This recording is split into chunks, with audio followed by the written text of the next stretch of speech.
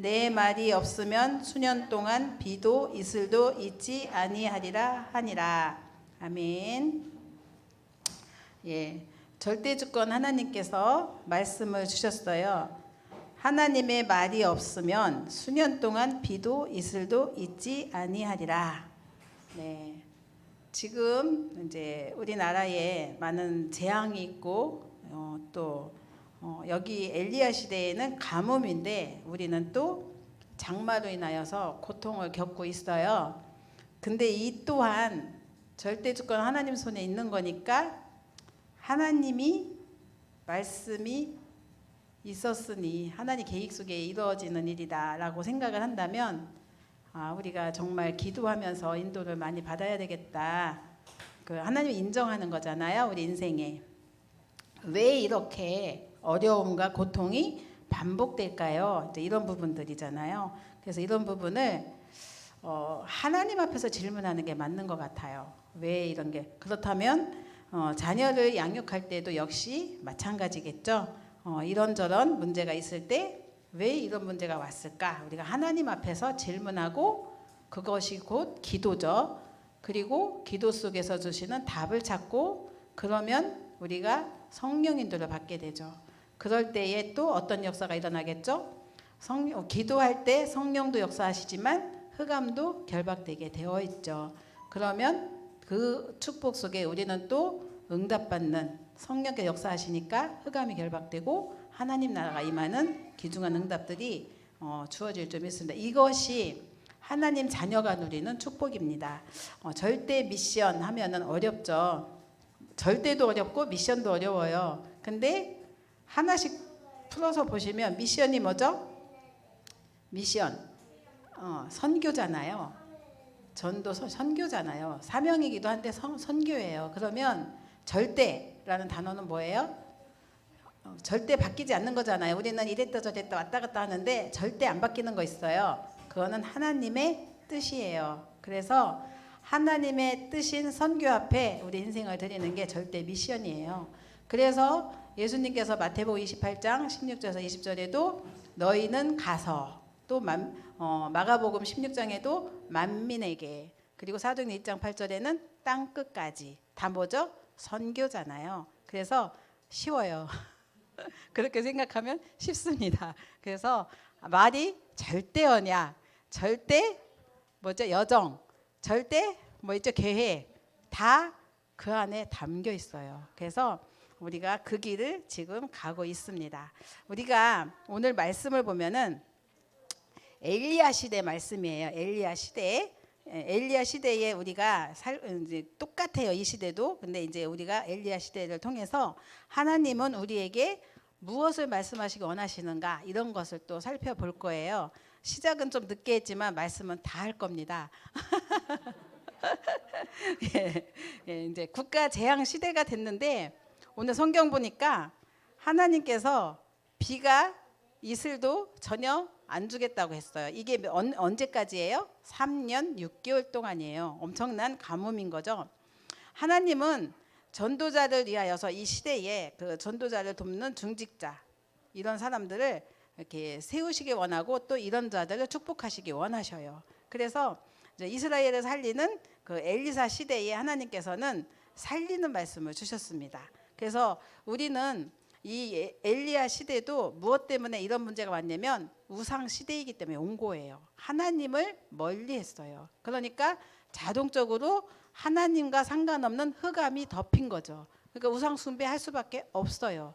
거기에 따라오는 게 재앙이에요. 그런 시대 속에 살고 있는데 하나님은 하나님의 언약의 사람에게 무엇을 하기 원하시냐면 싸우기 원하세요.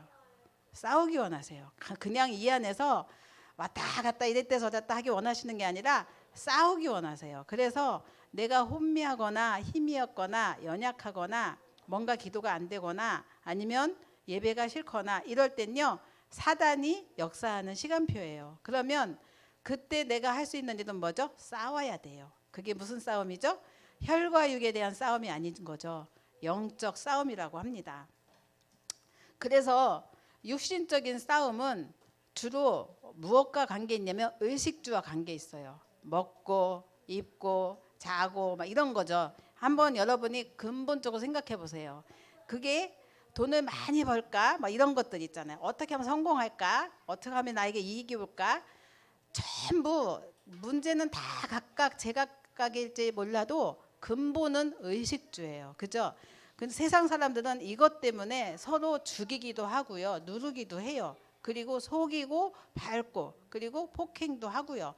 여러 가지 지금 사건들이 인간으로서는 절대 생각할 수 없는 일들이 많이 벌어져요. 그래서 옛날에 듣도 보도 못했던 갑질을 한다, 갑과 을이 있다, 막 이런 말 하는 것도 여기서 나온 거잖아요. 그런 시대. 근데 여기에 믿지 않는 사람들을 혼미케 해서 사단은 계속 복음을 깨닫지 못하게 해요. 더더군다나 더욱 악을 쓰고 발악하는 시대가 됐습니다. 그리고 그런 일들이 왜 생기냐? 세상 임금 마귀가 세상을 주관하기 때문에 그렇습니다. 그래서 요한복음 8장 44절에 너희는 너희 아비 마귀에게서 났으니 이런 말씀을 하신 거예요. 그리고 에베소서 2장 2절에 보면은 사람들이 세상 풍조를 따라가고 있어요. 자기 주관과 생각이 없어요. 여기서 요래면 요러고 저기서 저러면 저러고 왔다 갔다 하는 거예요. 그게 세상 가운데 사는 인간에게 따라온 문제인 거죠. 영적 문제죠.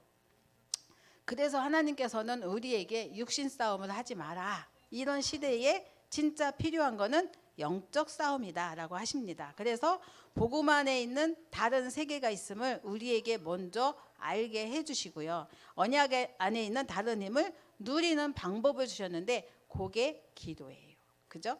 기도 없이는 우리가 이 땅에서 한시도 살 수가 없는 거예요. 1분 1초도 사단은 역사를 하니까. 그래서 정말 우리가 에베소서 6장 12절 말씀처럼 우리의 싸움은 우리의 씨름은 혈과 육이 아니라 통치자들과 권세들과 이 어둠의 세상을 주관하는 악의 영들과의 싸움이다. 이렇게 말씀하셨습니다. 그래서 야고보서 4장 7절 말씀에도 너희는 마귀를 대적하라.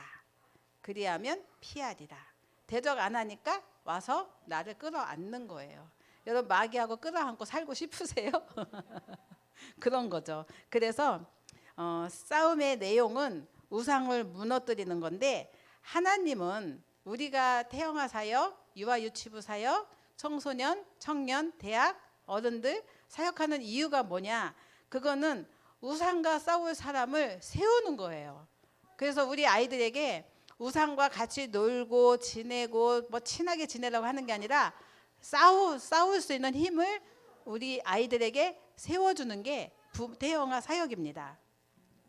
그리고 우상과 싸울 사람을 세우는 일에 헌신하는 사람을 하나님은 최고 축복하시기 원하세요.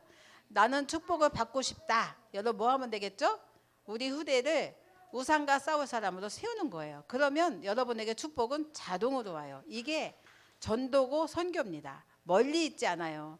전도 선교는 가까이 있는데 내 자녀에게라도 정확한 복음, 바른 복음, 확실한 복음, 반드시 성취될 복음을 심는 거예요. 이거는 무슨 수를 써서라도 해야 돼요. 그래서 우리 아이들이 그것을 받고 우상과 싸우는 힘을 키워야 되는데 이 응답을 받은 사람이 다니엘과 세 친구예요. 다니엘과 세 친구 힘들었어요. 너무 이스라엘 백성이 우상 숭배하고 하나님의 절대 미션 전도 선교 놓치니까 흩으셨어요. 뭘로? 전쟁으로. 그래서 포로가 됐어요. 안 가니까 오늘 강단 메시지 나오셨잖아요. 안 가니까 가서 하라고. 그래서 다니엘과 세 친구는 했어요. 근데 어떤 일이 일어났어요? 그 현장에 온 땅에 바벨론 그 강대국에 하나님의 살아계심을 증거하는 우상과 싸우면서 또 하나님의 뜻을 이루는 응답을 누렸어요. 우리가 하는 일이 이 일을 하는 거죠. 여러분이 언약을 붙잡고 인도받는다면 하나님이 여러분의 후대를 통해서 또 이 일을 이루실 줄 믿습니다. 영적 싸움을 해야 되는데 싸움의 내용은 이 영적 싸움 하는 이유는 또 뭐냐? 오직 복음을 회복하기 위한 거예요. 오직 복음. 왜냐하면 복음이 희미해지고 없어졌으니까 이런 일이 생겼으니 그래서 이 오직 복음을 회복하는 싸움을 통해서 우리는 후대를 살려내는 문화 싸움 동안 하는 겁니다. 그래서 지금 아이들이요. 지난주 우리 금요일에도 태영아 예배를 드렸잖아요. 시간이 많아요. 지금 학교도 갔다 안 갔다 뭐 쉬는 날이 더 많아요. 시간이 너무 많은데 건전하게 독서를 하면 너무 좋아요.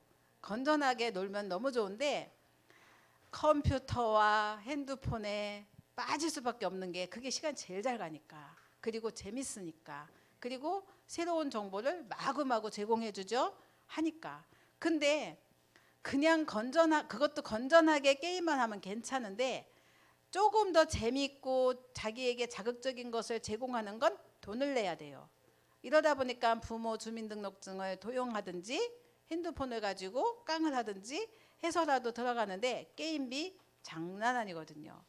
뭐 소소하게는 2, 30만 원 이것도 작지 않아요.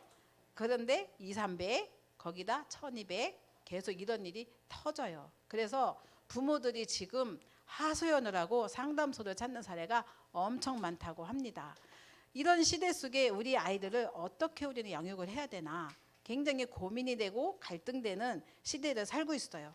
그래서 하나님 아닌 다른 것을 붙잡도록 여러분이 도와줬기 때문에 애들은 이 길을 간다라고 봐야 돼요. 내가 손에 쥐어주는 게 돌잡이들 연필 잡냐 실 잡냐 아니면 뭐 잡냐에 따라서 우리는 인생을 미래를 점을 치잖아요. 근데 그 손에 뭘 쥐어줬냐에 따라서 여러분 이 아이의 인생이 바뀌는 거예요. 그러니까 핸드폰을 쥐어줬냐? 다른 거잖아요. 책을 쥐어줬냐? 틀린 거잖아요. 손에 뭘 쥐어주는 것보다 더 중요한 건 눈에 안 보이지만 영적인 비밀을 심어주는 게 더 중요하거든요. 마음에 담겨야 되잖아요. 그럴 때에 복음 아닌 다른 것을 쥐고 있는 아이들이 복음으로 각인되고 뿌리되고 체질되었다. 그러면 사단의 권세를 꺾는 역사가 일어날 수밖에 없고, 그죠? 다니엘이 시켜서 했나요? 자기 고백했잖아요. 하나님이 이 불구덩이에서 나를 건져주시지 아니하실지라도, 이거는요 굉장한 고백이잖아요. 우리 아이들이요, 내가 원하는 게 너무 간절히 원하는 게 있어 기도를 했어. 근데 나는 그거 응답 안 해주셔도 괜찮아요. 하나님만 있으면 돼요. 이러면요 여러분 기절할걸요. 애가 그런 고백을 해보세요. 기절할 거 아니에요. 그죠? 다니엘은 그 고백을 한 겁니다. 그 하나님이 응답 안 주실 수가 없었어요. 그죠? 우리가 이런 후대들을 키우는 거죠. 오늘 이제 선지자 엘리야에 대해서 보게 됩니다. 선지자 엘리야는 출신이 시골 출신이에요. 그래서 길르앗 디셉 사람이다라고 나와 있잖아요. 시골 출신 뭐가 떠오르세요? 농부 뭐 이런 거, 여러 장화 신고 모자 쓰고 뭐 일하고 밭에서 그렇잖아요. 그러니까 배경 없는 사람이에요. 그런데 그 배경 없는 사람인데 불구하고 이 사람에게는 뭐가 있었냐면 혼자서 하나님의 말씀을 붙잡는 은혜가 있었어요. 하나님의 말씀이 그러니까 엘리야에게 임한 거예요. 그러니까 자기 출신 배경 연약함과 상관없이 하나님의 역사가 일어났어요. 우리가 뭐 특별합니까? 우리는 뭐 가진 거 있어요? 배경 있습니까? 없어요. 근데 뭐 갖고 있어요? 하나님의 언약, 복음, 요것만 붙들었어요. 하나님은 무엇을 하실까요? 엘리야 시대를 주관하셨던 하나님께서 이 시대에 우리 후대에게 함께 하실 줄 믿습니다. 그래서 이 나시린도 아닌 엘리야인데 나시린의 응답을 받아버려요. 뭐 여러분이 목회자 자녀, 장로님 자녀 부러워할 거 하나도 없어요. 내가 하나님 앞에 우리 아이에게 말씀 담긴 후대로 키웠다. 그 아이가 곧 나시린입니다.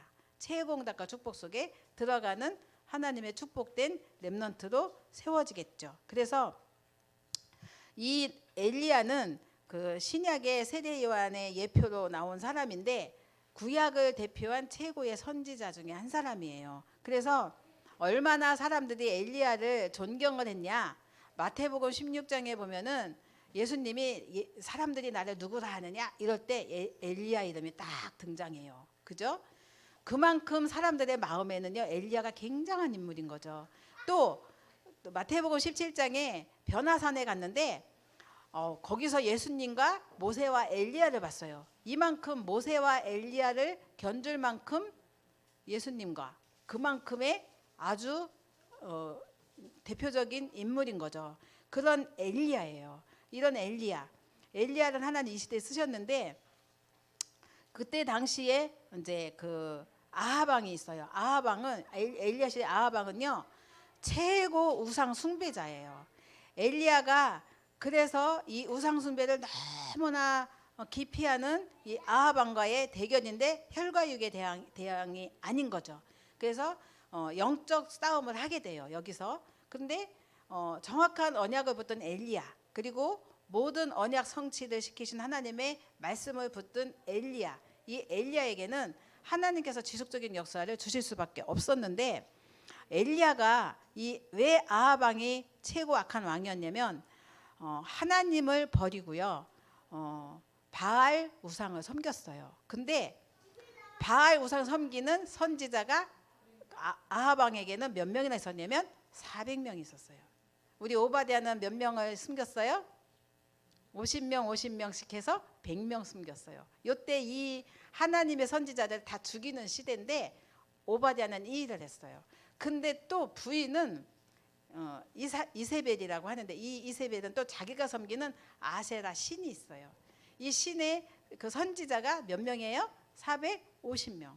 그래서 이렇게 우상숭배를 많이 하니까 일단은 하나님의 말씀을 엘리야가 선포를 해요. 뭐라고 하냐면 3년 6개월 동안 가뭄과 비가 그치지 않을 것이고 비가 오지 않을 것이고 이슬도 내리지 않을 거다, 이런 얘기를 하게 되는데, 왜 그런 얘기를 했냐면 아하방이 우상숭배를 지독하게 하면서 육신적인 성공을 누리는데 결국은 하나님의 백성들까지도 영적 싸움을 놓치고 있기 때문에 그런 선포를 한 거예요. 우상숭배에 빠져가지고 계속 하나님을 섬기지 않고 가짜에 집착하는 사람들에게 뭔가를 보여주려고 신청을 해요. 그래서 그 이전에 그 엘리야는요 이 말을 해놓고는요 무서워갖고, 왕이 무서워서 숨어서 3년 6개월을 살아요.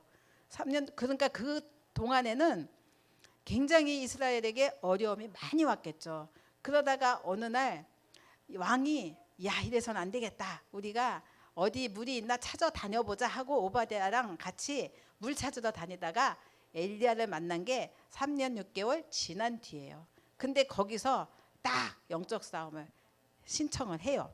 그러니까는 아하방도 겁이 없지. 좋다, 네가 믿는 신이 진짠지 내가 믿는 신이 진짠지 해보자, 이렇게 나와요. 그래서 갈멜산에서 전투를 하게 돼요. 어떤 식으로 하느냐, 이제 제단에다가 어린 송아지 2마리를 갖다가 한 마리씩 제단에, 이거는 우상숭배 그 제단, 이거는 하나님의 제단 해갖고 막 각을 떠갖고, 여러분 얘기한 스테이크예요. 스테이크를 다 얹어놨어요. 근데 엘리야가 세워놓은 제단에는요 주변에 물을 엄청 뿌려놨어요. 불이 타지도 못하도록. 이제 이쪽 우상숭배하는 사람들은 이제 해놨죠. 근데 조건을 걸었어요. 절대로 니네들 불 켜지 마. 너네가 믿는 신이 이것을 태우면 진짜 네 신이 진짜 신이라고 해줄게. 내가 믿는 신이 태우면 내가 믿는 신이 진짜야. 이렇게 대결을 한 거예요. 그래서 이제 니네 먼저 해봐 한 거예요. 근데 이 우상숭배하는 사람들이 선지자가 몇 명이에요? 850명이에요. 이 사람들이 막 부르짖고, 이 사람들의 그 제단에 예배드리는 특징은요 음란해요. 그래서 춤도 추고 별짓을 다 하다가, 그래도 불이 안 내리니까 이제 기도하기 시작하다가 불이 안 내리니까 지네끼리 막 서로 싸우면서 별짓 다 하다가, 이 사람들의 규례가 있대요. 이제 끝까지 응답받으려고 자기 몸에다가 칼을 찌르고 막 이러는 거예요. 그러니까 별짓을 다 하는 거죠. 끝까지 불이 안 내렸어요. 그 다음에 자 니네 끝났지? 봐라, 이제 봐라. 엘리야가 기도 한번 딱 하는데 어땠어요? 불이 확 내려 제단을 확 태웠어요. 이걸 보는 순간 몽땅 죽였어요. 850명 선지자들 다 죽였어요. 그것을 본 아하방이 화가 아기 바칠 대로 났고, 이세벨도 아기 바칠 대로 화가 나갔고 자객을 붙여요. 그래서 엘리사가 도망가요. 도망가는데 정말 얼마나 40주 40야를 도망갔다 성경에 나와요. 그런데 가다 어디 갔냐? 우리 저기 로뎀나무로 갔어요. 로뎀나무 아래, 진짜 로뎀나무 아래에서 하나님 앞에 이제 원망을 해요. 나는 하나님 앞에 이렇게 열심히 특심으로 했는데 나는 왜 이렇게 고통이 따릅니까? 제발 나 좀 데려가 주세요.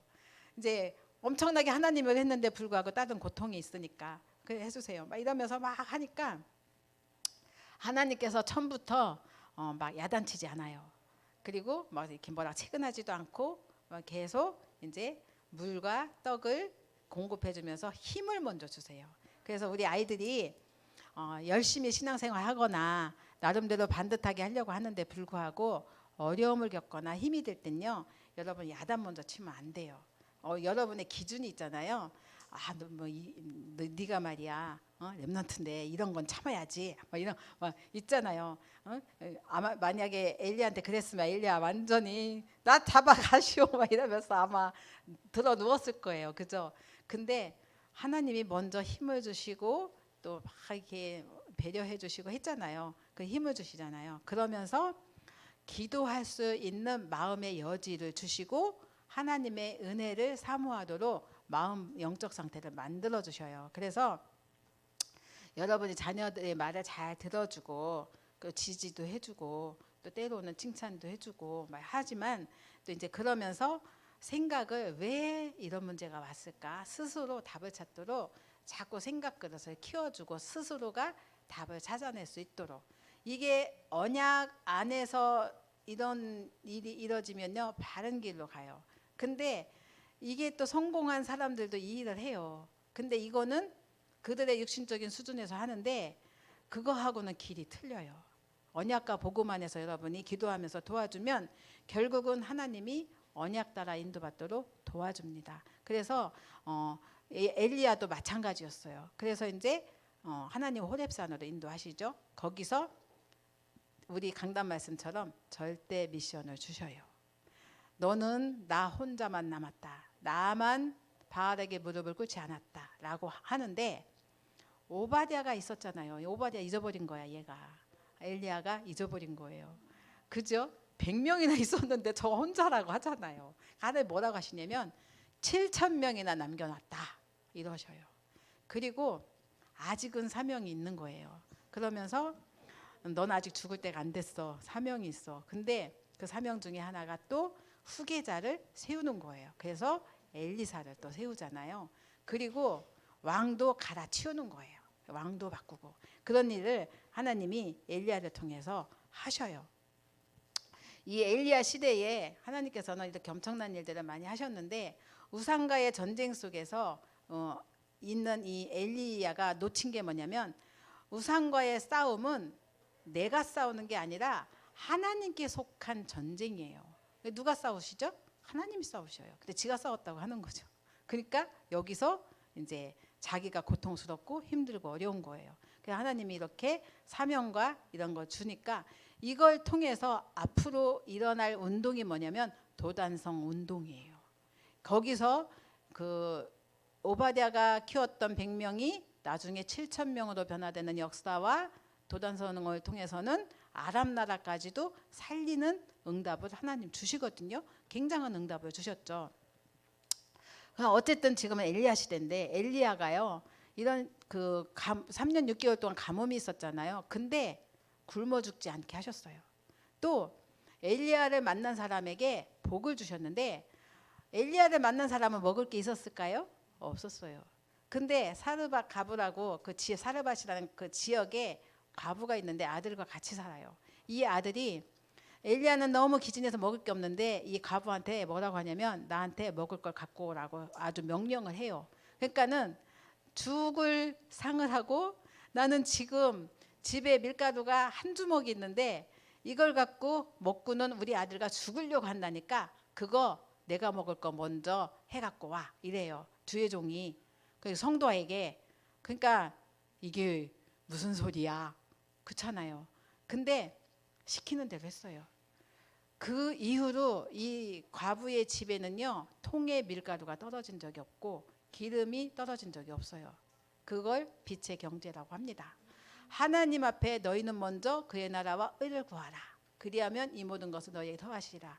믿음 안에서 하나님 앞에 드려지는 것, 하나님께 또 헌신하는 것, 하나님이 빛의 경제로 갚으시는 것을 여기서 보게 해주십니다. 그래서 하나님께서는 또 이 3년 6개월의 재앙이 또 끝나는 역사도 이 엘리야 선지자를 통해서 이루어 주십니다. 그리고 나중에 엘리야는요, 지가 죽여달라고 했지만 하나님요 최고 축복 주셨어요. 이 땅에서 육신의 죽음을 보지 않고 죽은 사람이 제 생각에 2명 있어요. 2명 있어요. 그 구약 성경에 에녹이라는 사람이 300년 동안 하나님과 동행했던 인물이 있는데, 이 사람은 이렇게 하나님이 그냥 올려가셨어요.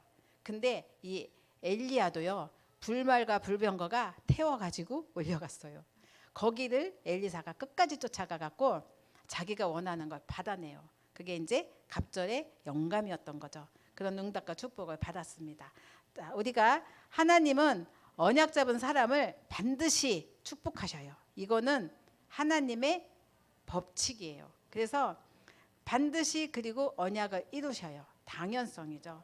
그리고 하나님의 필요 속에 들어가는 자마다 필연성의 응답을 주셔요.